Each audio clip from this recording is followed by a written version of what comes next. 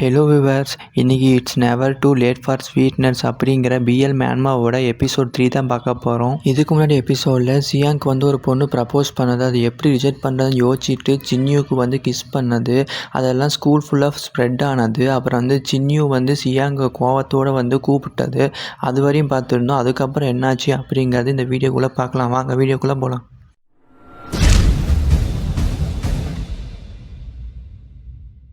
Episode starting சீனில் 2 பேர் பேசிக்கிறாங்க. சியாங், நீ என்ன தான் பண்ணிகிட்ருக்க அப்படின்னு சொல்லி சின்னியூ கேட்குறான்.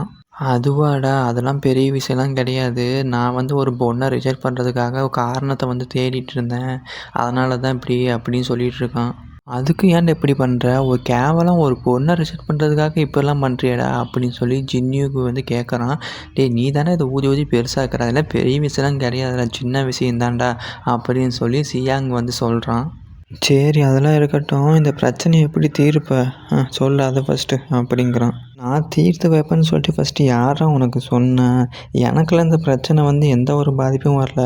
சரி, உனக்கு ஏதோ பிரச்சனையாக இருந்துச்சுன்னா சொல்லு, யோசிக்கலாம் அது எப்படி தீர்க்கிறதுன்னு அப்படின்னு சொல்கிறான். எனக்கெலாம் தெரியாது, இந்த சில்லறத்தனமான பிரச்சனையை சீக்கிரம் தீர்த்து வைடா. அப்படியா? இந்த பிரச்சனையை தீர்த்து வைக்கணும்னா என்கிட்ட கெஞ்சு, நான் தீர்த்து வைக்கிறேன். இப்போ என்கிட்ட என்னடா சொன்னேன், எவ்வளோ தைரியம் இருக்கணும் அப்படின்னு சொல்லிட்டு அடிக்க போகிறான். ஆனால் அதுலேருந்து சியாங் வந்து தப்பிக்கிறான். இப்போ தான் ஒரு சின்ன ஃப்ளாஷ்பேக்கு போகுது. 2 பேரும் ஆப்போசிட் வீட்டில் இருந்துக்கிறாங்க சின்ன வயசில்.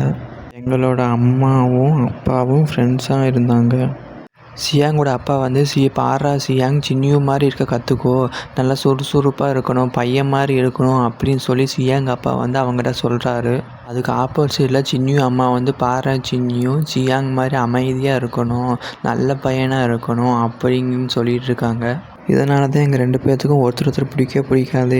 எங்கள் 2 பேரோட பேரண்ட்ஸும் வந்து மாற்றி வந்து இவன் தான் பையன் மாதிரி தான் இருக்கணும் அப்படின்னு சொல்கிறதுனால எனக்கு பிடிக்காது.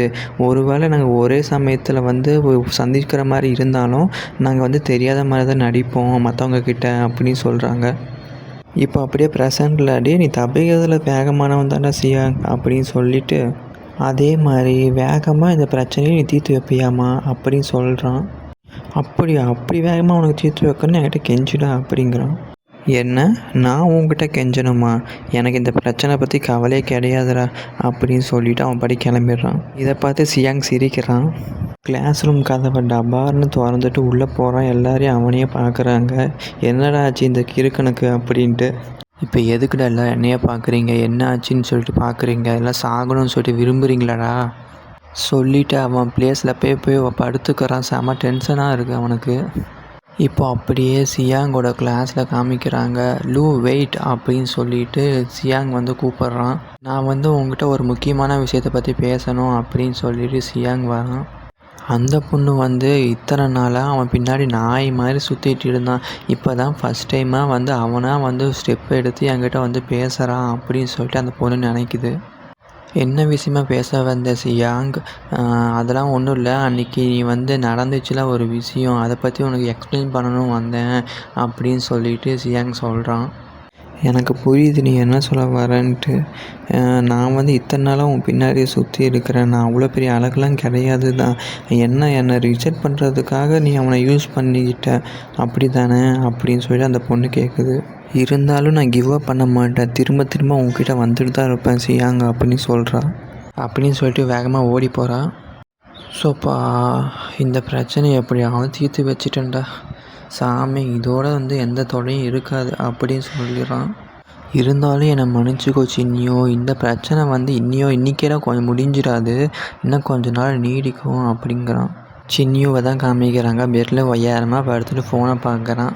இந்த பிரச்சனை என்னாச்சு அப்படின்னு சொல்லிட்டு பார்க்குறான். ஆமாம், இது என்னது அப்படின்னு சொல்லிட்டு பார்க்குறான். அப்போ தான் காமிக்கிறாங்க.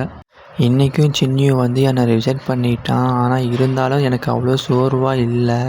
எப்படி இருந்தாலும் நம்ம ஸ்கூலில் வந்து 2 இளவரசர்களை இழந்திருப்போம் அப்படின்னு சொல்கிறாங்க. அந்த மாதிரி சொல்கிறாங்க. சின்னியூ வந்து அப்போ தான் யோசிச்சு பார்க்குறான். சின்னியூ கிட்ட வந்து சியாங் வந்து ரொமான்ஸ் பண்ணுற மாதிரி யோசிச்சு பார்த்துட்டு வெக்கப்பட்டு, அது என்னடா கன்றாவி இது அப்படின்னு சொல்லிட்டு ஃபோனை தூக்கி எறிஞ்சிடுறான். இதோட இந்த எபிசோட் முடிஞ்சிடுச்சு. உங்களுக்கு இந்த வீடியோ பிடிச்சிருந்தால் லைக் பண்ணுங்கள், சப்ஸ்கிரைப் பண்ணுங்கள், பெல் ஐக்கானை கிளிக் பண்ணிக்கோங்க.